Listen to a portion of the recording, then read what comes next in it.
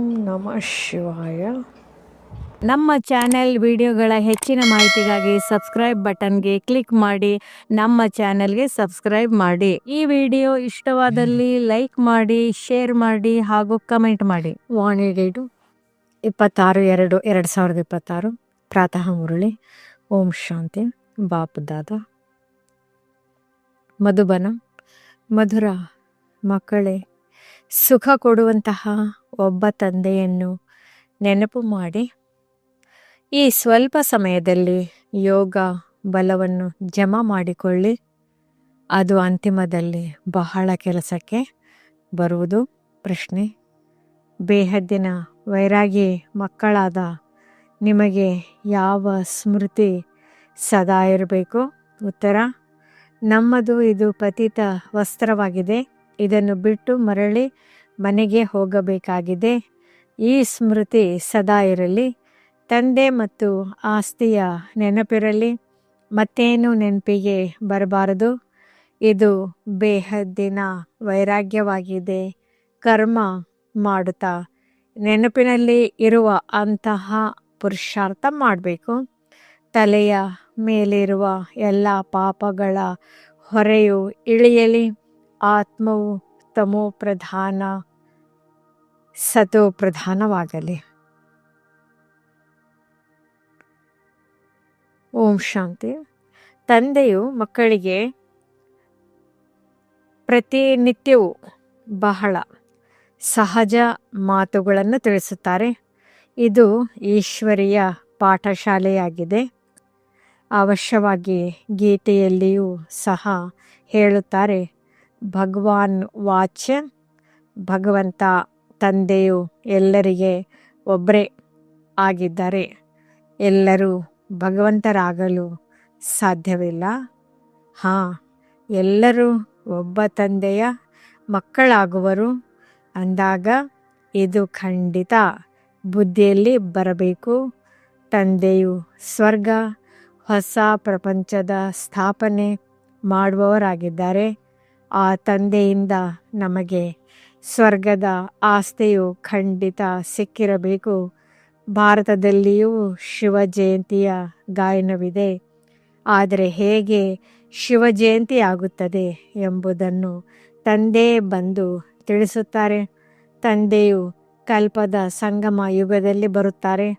ಮಕ್ಕಳನ್ನು ಪುನಃ ಪತಿತರಿಂದ ಪಾವನರನ್ನಾಗಿ ಮಾಡಲು, ಅರ್ಥಾತ್ ಆಸ್ತಿಯನ್ನು ಕೊಡಲು ಈ ಸಮಯದಲ್ಲಿ ಎಲ್ಲರಿಗೆ ರಾವಣನ ಶಾಪವಿದೆ. ಆದ್ದರಿಂದ ಎಲ್ಲರೂ ದುಃಖಿಯಾಗಿದ್ದಾರೆ.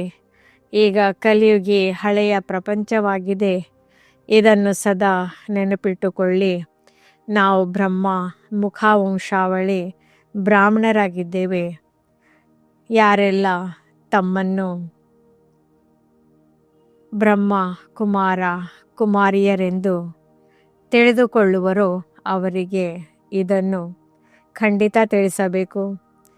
ಕಲ್ಪ ಕಲ್ಪವು ನಾವು ತಾತನಿಂದ ಬ್ರಹ್ಮರವರ ಮೂಲಕ ಆಸ್ತಿಯನ್ನು ಪಡೆಯುತ್ತೇವೆ. ಇಷ್ಟೊಂದು ಮಂದಿ ಮಕ್ಕಳು ಮತ್ಯಾರಿಗೂ ಇರಲು ಸಾಧ್ಯವಿಲ್ಲ. ಇವರು ಎಲ್ಲರ ತಂದೆಯಾಗಿದ್ದಾರೆ. ಬ್ರಹ್ಮರವರು ಸಹ ಅವರ ಮಗನಾಗಿದ್ದಾರೆ. ಎಲ್ಲ ಮಕ್ಕಳಿಗೆ ಆಸ್ತಿಯು ಅವರಿಂದ ಸಿಗುತ್ತದೆ. ಸತ್ಯುಗದ ರಾಜಧಾನಿಯೇ ಅವರ ಆಸ್ತಿಯಾಗಿದೆ. ಈ ಬೇಹದ್ದಿನ ತಂದೆಯು ಸ್ವರ್ಗದ ರಚಯಿತನಾಗಿದ್ದಾರೆ.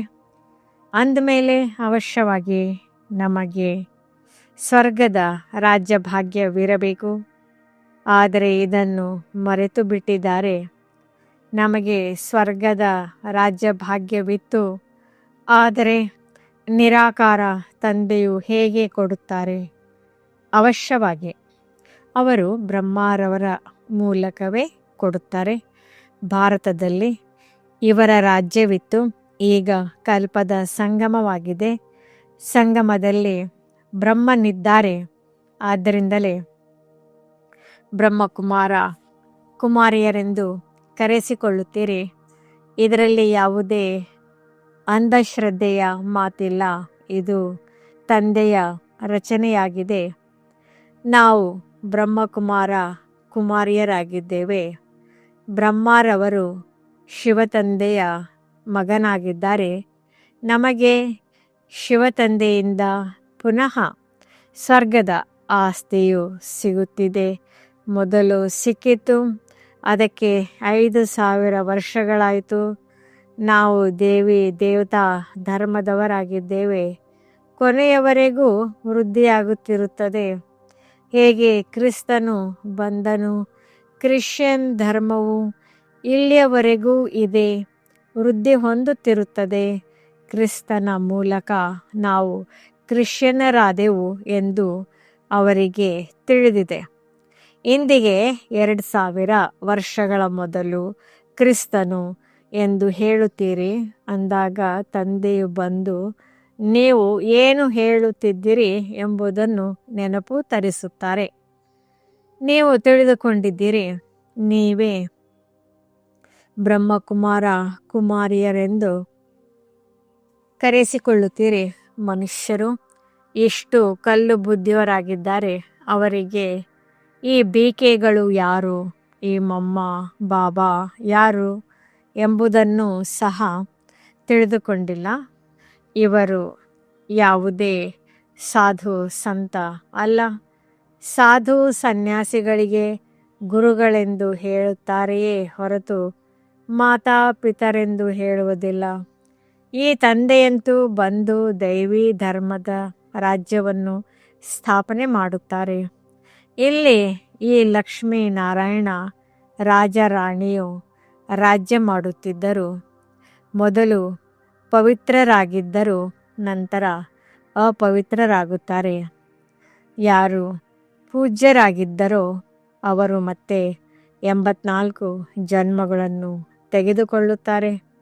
ಮೊದಲು ಬೇಹದ್ದಿನ ತಂದೆಯ 21 ಜನ್ಮಗಳ ಸುಖದ ಆಸ್ತಿಯು ಸಿಗುತ್ತದೆ. ಯಾರು 21 ಕುಲದ ಉದ್ಧಾರ ಮಾಡುವರೋ ಅವರು ಕುಮಾರಿಯರಾಗಿದ್ದಾರೆ. ಇದು ನಿಮ್ಮ ಗಾಯನವಿದೆ. ನೀವು ಕುಮಾರಿಯರಾಗಿದ್ದೀರಿ, ಗೃಹಸ್ಥಿಗಳಲ್ಲ. ಭಲೆ ದೊಡ್ಡವರಾಗಿದ್ದೀರಿ, ಆದರೆ ಮರುಜೀವಿಗಳಾಗಿ ಎಲ್ಲರೂ ತಂದೆಯ ಮಕ್ಕಳಾಗಿದ್ದೀರಿ. ಪ್ರಜಾಪಿತ ಬ್ರಹ್ಮನಿಗೆ ಅನೇಕ ಮಕ್ಕಳಿದ್ದಾರೆ, ಇನ್ನೂ ವೃದ್ಧಿ ಹೊಂದುತ್ತಿರುತ್ತಾರೆ. ನಂತರ ಇವರೆಲ್ಲರೂ ದೇವತೆಗಳಾಗುತ್ತಾರೆ. ಇದು ಶಿವತಂದೆಯ ಯಜ್ಞವಾಗಿದೆ.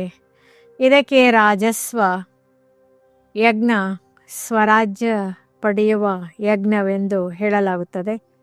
ಆತ್ಮರಿಗೆ ತಂದೆಯಿಂದ ಸ್ವರ್ಗದ ರಾಜ್ಯದ ಆಸ್ತಿಯು ಸಿಗುತ್ತದೆ. ಈ ರಾಜಸ್ವ ಅಶ್ವಮೇಧ ಜ್ಞಾನ ಯಜ್ಞದಲ್ಲಿ ಏನು ಮಾಡಬೇಕಾಗಿದೆ, ಶರೀರ ಸಹಿತವಾಗಿ ಏನೆಲ್ಲವೂ ಇದೆಯೋ ಅದನ್ನು ಬಲಿಹಾರಿ ಮಾಡಬೇಕಾಗಿದೆ ಅಥವಾ ಸ್ವಾಹ ಮಾಡಬೇಕಾಗಿದೆ. ಈ ಯಜ್ಞದಿಂದಂತೂ ನೀವು ರಾಜ್ಯವನ್ನು ಪಡೆಯುತ್ತೀರಿ. ತಂದೆಯು ನೆನಪು ತರಿಸುತ್ತಾರೆ. ಭಕ್ತಿ ಮಾರ್ಗದಲ್ಲಿ ನೀವು ಹಾಡುತ್ತಿದ್ದೀರಿ, ಹೇ ತಂದೆಯೇ, ತಾವು ಬಂದರೆ ನಾವು ಬಲಿಹಾರಿಯಾಗುತ್ತೇವೆ. ನೀವೀಗ ತಮ್ಮನ್ನು ಬ್ರಹ್ಮ ಕುಮಾರಿಯರೆಂದು ತಿಳಿದುಕೊಳ್ಳುತ್ತೀರಿ. ಭಲೆ ತಮ್ಮ ಗೃಹಸ್ಥ ವ್ಯವಹಾರದಲ್ಲಿಯೇ ಇರಿ, ಆದರೆ ಕಮಲ ಪುಷ್ಪ ಸಮಾನ ಪಾವನರಾಗಿರಬೇಕಾಗುವುದು. ತಮ್ಮನ್ನು ಆತ್ಮನೆಂದು ತಿಳಿಯಿರಿ. ನಾವು ತಂದೆಯ ಮಕ್ಕಳಾಗಿದ್ದೇವೆ. ನೀವು ಆತ್ಮರು ಪ್ರಿಯತಮೆಯರಾಗಿದ್ದೀರಿ. ತಂದೆಯು ತಿಳಿಸುತ್ತಾರೆ, ನಾನೊಬ್ಬನೇ ಪ್ರಿಯತಮನಾಗಿದ್ದೇನೆ. ಪ್ರಿಯತಮನಾದ ನನ್ನನ್ನು ನೀವು ಕರೆಯುತ್ತಾ ಇರುತ್ತೀರಿ. ನೀವು ಅರ್ಧ ಕಲ್ಪದ ಪ್ರಿಯತಮೆಯರಾಗಿದ್ದೀರಿ. ತಂದೆಗೆ ಪರಮಪಿತ ಪರಮಾತ್ಮನೆಂದು ಕರೆಯಲಾಗುತ್ತದೆ. ಅವರು ನಿರಾಕಾರನಾಗಿದ್ದಾರೆ. ಆತ್ಮವು ನಿರಾಕಾರಿಯಾಗಿದೆ. ಅದು ಈ ಶರೀರದ ಮೂಲಕ ಪಾತ್ರವನ್ನು ಅಭಿನಯಿಸುತ್ತದೆ. ಭಕ್ತಿ ಮಾರ್ಗದಲ್ಲಿಯೂ ನೀವು ಪಾತ್ರವನ್ನು ಅಭಿನಯಿಸಬೇಕಾಗಿದೆ.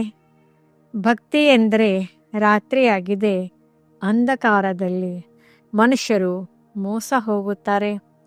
ದ್ವಾಪರದಿಂದ ಹಿಡಿದು ನೀವು ಮೋಸ ಹೋಗಿದ್ದೀರಿ. ಈ ಸಮಯದಲ್ಲಿ ಮಹಾ ದುಃಖಿಯಾಗಿ ಬಿಟ್ಟಿದ್ದೀರಿ. ಈಗ ಹಳೆಯ ಪ್ರಪಂಚದ ಅಂತ್ಯವಾಗಿದೆ. ಈ ಹಣ ಇತ್ಯಾದಿಗಳೆಲ್ಲವೂ ಮಣ್ಣು ಪಾಲಾಗುವುದು. ಭಲೆ ಕೆಲವರು ಕೋಟ್ಯಾಧೀಶರ ಇರುತ್ತಾರೆ, ರಾಜರಿದ್ದಾರೆ. ಮಕ್ಕಳು ಜನ್ಮ ಪಡೆದರೆ ಈ ಧನವು ನಮ್ಮ ಮಕ್ಕಳಿಗಾಗಿ ನಮ್ಮ ಮೊಮ್ಮಕ್ಕಳು ಮರಿಮಕ್ಕಳು ತಿನ್ನುವರು ಎಂದು ತಿಳಿಯುತ್ತಾರೆ. ಆದರೆ ತಂದೆ ತಿಳಿಸುತ್ತಾರೆ, ಯಾರೂ ತಿನ್ನುವುದಿಲ್ಲ. ಈ ಪ್ರಪಂಚವೇ ಸಮಾಪ್ತಿಯಾಗಲಿದೆ. ಇನ್ನು ಸ್ವಲ್ಪವೇ ಸಮಯವಿದೆ. ಬಹಳಷ್ಟು ವಿಘ್ನಗಳು ಬರುತ್ತವೆ. ಪರಸ್ಪರ ಹೊಡೆದಾಡುತ್ತಾರೆ. ಅಂತಿಮದಲ್ಲಿ ಈ ರೀತಿ ಹೊಡೆದಾಡುತ್ತಾರೆ. ರಕ್ತದ ನದಿಗಳು ಹರಿಯುತ್ತವೆ. ನಿಮಗಂತೂ ಯಾರೊಂದಿಗೂ ಯುದ್ಧವಿಲ್ಲ. ನೀವು ಯೋಗ ಬಲದಲ್ಲಿರುತ್ತೀರಿ, ನೀವು ನೆನಪಿನಲ್ಲಿರುತ್ತೀರೆಂದರೆ ಯಾರೇ ನಿಮ್ಮ ಸನ್ಮುಖದಲ್ಲಿ ಕೆಟ್ಟ ವಿಚಾರದಿಂದ ಬಂದರೂ ಸಹ ಅವರಿಗೆ ಭಯಂಕರ ಸಾಕ್ಷಾತ್ಕಾರವಾಗಿ ಬಿಡುವುದು ಮತ್ತು ಕೂಡಲೇ ಓಡಿ ಹೋಗುವರು. ನೀವು ಶಿವತಂದೆಯನ್ನು ನೆನಪು ಮಾಡುತ್ತೀರಿ ಮತ್ತು ಅವರು ಓಡಿ ಹೋಗುತ್ತಾರೆ. ಯಾರು ಪಕ್ಕ ಮಕ್ಕಳಿದ್ದಾರೆಯೋ ಅವರು ಒಬ್ಬ ಶಿವತಂದೆಯ ವಿನಃ ನನ್ನವರು ಬೇರೆ ಯಾರೂ ಇಲ್ಲವೆಂಬ ಪುರುಷಾರ್ಥದಲ್ಲಿ ಇರುತ್ತಾರೆ. ತಂದೆಯು ತಿಳಿಸುತ್ತಾರೆ, ಕೈ ಕೆಲಸ ಮಾಡಲಿ, ಬುದ್ಧಿಯು ತಂದೆಯನ್ನು ನೆನಪು ಮಾಡುತ್ತಿರಲಿ. ಮನೆ ಮಕ್ಕಳನ್ನು ಸಂಭಾಲನೆ ಮಾಡಬೇಕಾಗಿದೆ. ಆದರೆ ನೀವಾತ್ಮರು ತಂದೆಯನ್ನು ನೆನಪು ಮಾಡಿರಿ, ಆಗ ಪಾಪಗಳು ಹೊರೆಯೂ ಇಳಿಯುವುದು.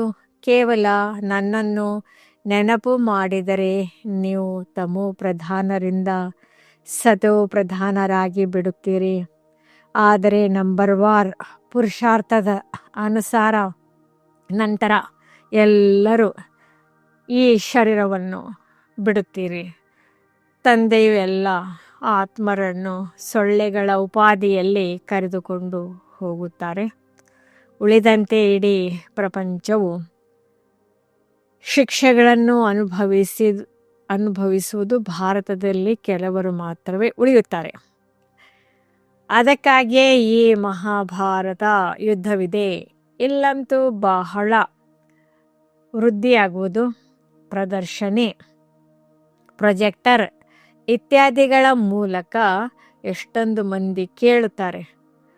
ಅವರು ಪ್ರಜೆಗಳಾಗುತ್ತಾ ಹೋಗುತ್ತಾರೆ. ರಾಜ್ಯವಂತೂ ಒಬ್ಬರೇ ಇರುತ್ತಾರೆ, ರಾಜನಂತೂ ಒಬ್ಬರೇ, ಉಳಿದವರೆಲ್ಲರೂ ಪ್ರಜೆಗಳಿರುತ್ತಾರೆ. ಮಂತ್ರಿಯೂ ಸಹ ಪ್ರಜೆಗಳ ಸಾಲಿನಲ್ಲಿ ಬರ್ತಾರೆ.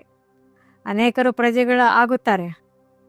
ಒಬ್ಬ ರಾಜನಿಗೆ ಲಕ್ಷಾಂತರ ಮಂದಿ ಪ್ರಜೆಗಳಿರುತ್ತಾರೆ. ಅಂದಮೇಲೆ ರಾಜ ರಾಣಿಯಾಗಲು ಪರಿಶ್ರಮ ಪಡಬೇಕಲ್ಲವೇ?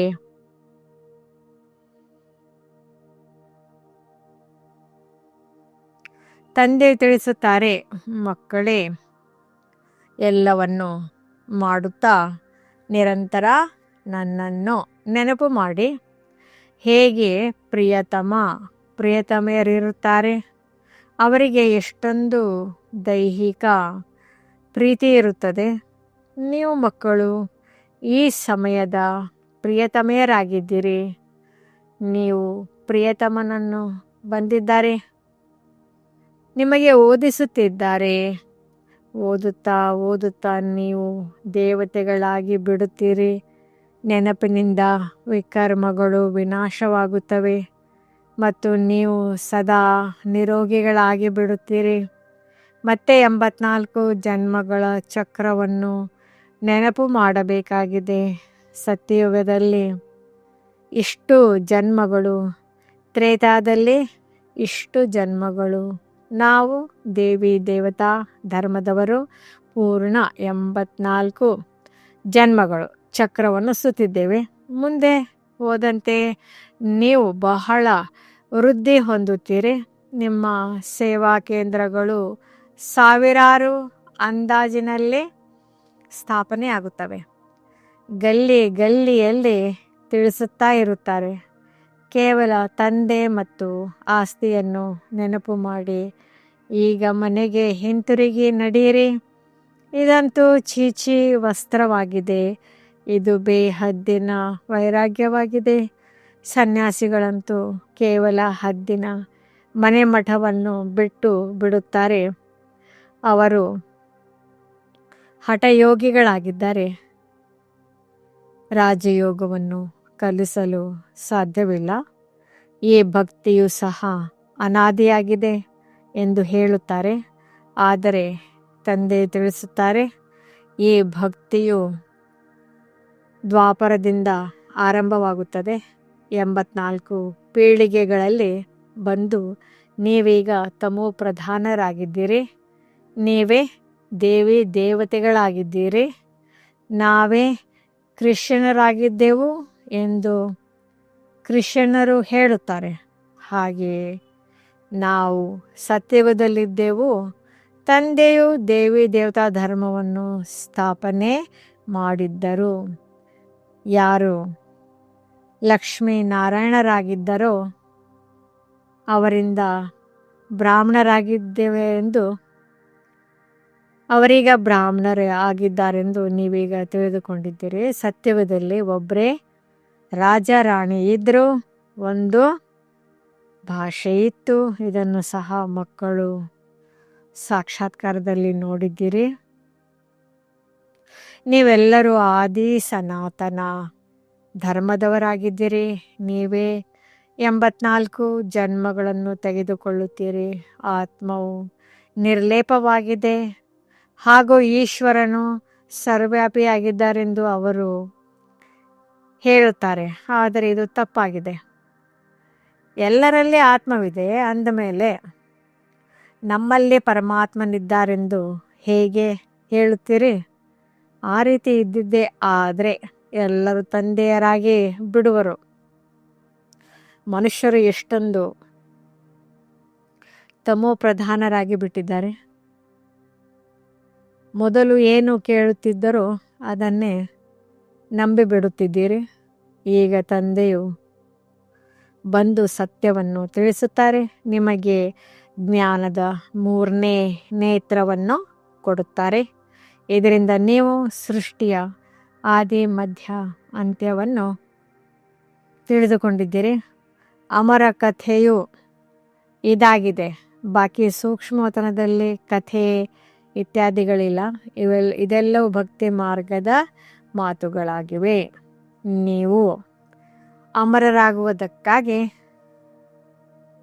ಅಮರ ಕಥೆಯನ್ನು ಕೇಳುತ್ತಿದ್ದೀರಿ. ಅಲ್ಲಿ ನೀವು ಖುಷಿಯಿಂದ ಒಂದು ಶರೀರವನ್ನು ಬಿಟ್ಟು ಹೋಗಿ ಇನ್ನೊಂದನ್ನು ತೆಗೆದುಕೊಳ್ಳುತ್ತೀರಿ. ಇಲ್ಲಂತೂ ಯಾರಾದರೂ ಸತ್ತರೆ ಅಳುತ್ತಾರೆ, ಚೀರಾಡುತ್ತಾರೆ. ಸತ್ಯಯುಗದಲ್ಲಿ ಕಾಯಿಲೆ ಇತ್ಯಾದಿಗಳಿರುವುದಿಲ್ಲ. ಸದಾ ಆರೋಗ್ಯವಂತರಾಗಿರುತ್ತಾರೆ. ದೀರ್ಘಾಯುಸ್ಸು ಇರುತ್ತದೆ. ಅಲ್ಲಿ ಪತಿತತನವೇ ಇರುವುದಿಲ್ಲ. ಈಗ ಇದನ್ನು ಪಕ್ಕಾ ಮಾಡಿಕೊಳ್ಳಿ. ನಾವು 84 ಜನ್ಮಗಳ ಚಕ್ರವನ್ನು ಪೂರ್ಣ ಮಾಡಿದ್ದೇವೆ. ಈಗ ನಮ್ಮನ್ನು ಕರೆದುಕೊಂಡು ಹೋಗಲು ತಂದೆಯು ಬಂದಿದ್ದಾರೆ. ಪಾವನರಾಗುವ ಯುಕ್ತಿಗಳನ್ನು ನಿಮಗೆ ತಿಳಿಸುತ್ತಾರೆ. ಮಕ್ಕಳೇ, ಕೇವಲ ತಂದೆಯಾದ ನನ್ನನ್ನು ಮತ್ತು ಆಸ್ತಿಯನ್ನು ನೆನಪು ಮಾಡಿ. ಸತ್ಯಯುಗದಲ್ಲಿ 16 ಕಲಾ ಸಂಪೂರ್ಣರು. ನಂತರ ಕಲೆಗಳು ಕಡಿಮೆಯಾಗತೊಡಗುತ್ತವೆ. ಈಗ ನಿಮ್ಮಲ್ಲಿ ಯಾವುದೇ ಕಲೆ ಇಲ್ಲ. ತಂದೆ ದುಃಖದಿಂದ ಬಿಡಿಸಿ ಸುಖದಲ್ಲಿ ಕರೆದುಕೊಂಡು ಹೋಗುತ್ತಾರೆ. ಆದ್ದರಿಂದ ಮುಕ್ತಿದಾತನೆಂದು ಹೇಳಲಾಗುತ್ತದೆ. ಎಲ್ಲರನ್ನು ತಮ್ಮ ಜೊತೆ ಕರೆದುಕೊಂಡು ಹೋಗುತ್ತಾರೆ. ನಿಮ್ಮ ಗುರುಗಳು ನಿಮ್ಮನ್ನು ಜೊತೆ ಕರೆದುಕೊಂಡು ಹೋಗುವರೆ.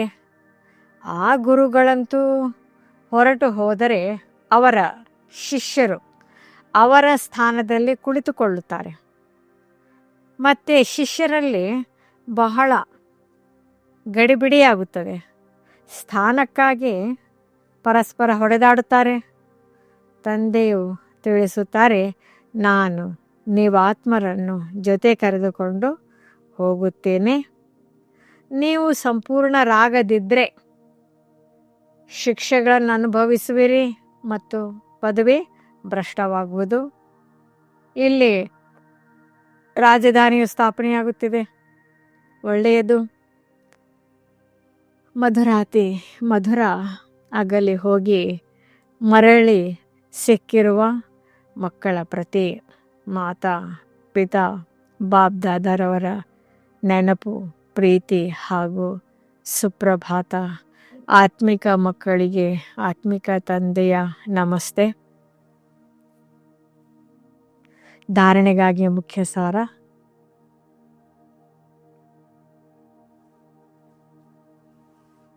ನೆನಪಿನ ಇಂತಹ ಅಭ್ಯಾಸ ಮಾಡಬೇಕು. ಕೆಟ್ಟ ವಿಚಾರದವರು ಮುಂದೆ ಬರುತ್ತಿದ್ದಂತೆಯೇ ಅವರು ಪರಿವರ್ತನೆಯಾಗಿ ಬಿಡಲಿ. ನನ್ನವರು ಒಬ್ಬ ಶಿವ ತಂದೆಯ ವಿನಃ ಯಾರೂ ಇಲ್ಲ. ಈ ಪುರುಷಾರ್ಥದಲ್ಲಿರಬೇಕಾಗಿದೆ.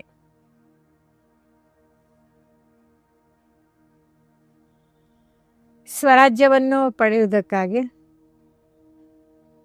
ಶರೀರ ಸಹಿತ ಏನೆಲ್ಲವೂ ಇದೆಯೋ ಅದೆಲ್ಲವನ್ನು ಬಲಿಹಾರಿ ಮಾಡಬೇಕಾಗಿದೆ. ಯಾವಾಗ ಈ ರುದ್ರ ಯಜ್ಞದಲ್ಲಿ ಎಲ್ಲವನ್ನು ಸ್ವಹ ಮಾಡುವಿರೋ ಆಗ ರಾಜ್ಯ ಪದವಿಯು ಸಿಗುವುದು.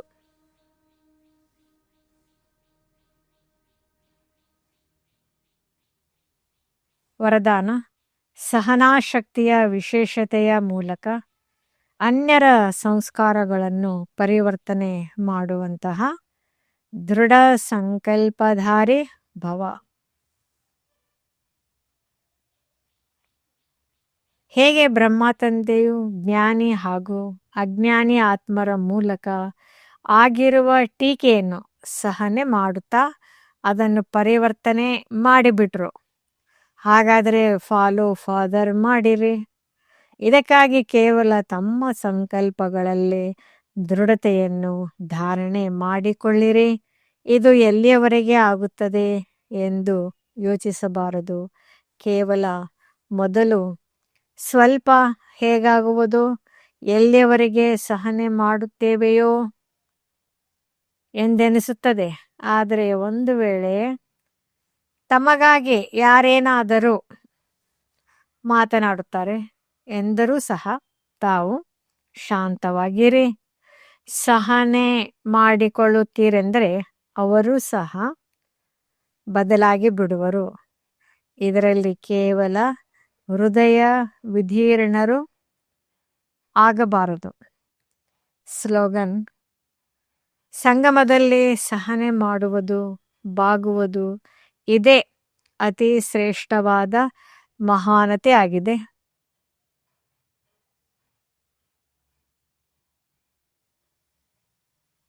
ಅವ್ಯಕ್ತ ಸೂಚನೆ: ಏಕತೆ ಮತ್ತು ವಿಶ್ವಾಸದ ಗುಣಲಕ್ಷಣಗಳ ಮೂಲಕ ಸಫಲತಾ ಸಂಪನ್ನರಾಗಿರಿ. ಬಾಬ್ದಾದರವರು ಬಯಸುತ್ತಾರೆ, ಮಕ್ಕಳಲ್ಲಿ ಮೊದಲು ಜೊತೆಗಾರರಲ್ಲಿ, ಸೇವೆಯಲ್ಲಿ, ವಾಯುಮಂಡಲದಲ್ಲಿ ಏಕತೆ ಇರಲಿ. ನಂತರ ಒಂದೇ ಬಲ, ಒಂದೇ ಭರವಸೆ, ಏಕಮತರಾಗಿ. ಆಗ ಸೇವೆಯಲ್ಲಿ ಸಫಲತೆ ಸಿಗುತ್ತದೆ. ಹೇಗೆ ತೆಂಗಿನಕಾಯಿಯನ್ನು ಒಡೆದು ರಿಬ್ಬನ್ ಕಟ್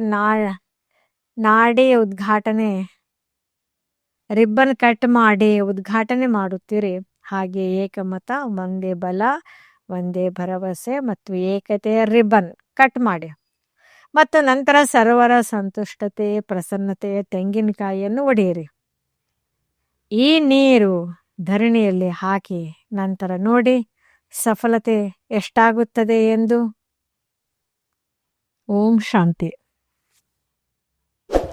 ಈ ಮುರಳಿ ಇಷ್ಟವಾದಲ್ಲಿ ಹೆಚ್ಚಿನ ಮುರಳಿಗಳ ಮಾಹಿತಿಗಾಗಿ ನಮ್ಮ ಚಾನಲ್ಗೆ ಸಬ್ಸ್ಕ್ರೈಬ್ ಮಾಡಿ.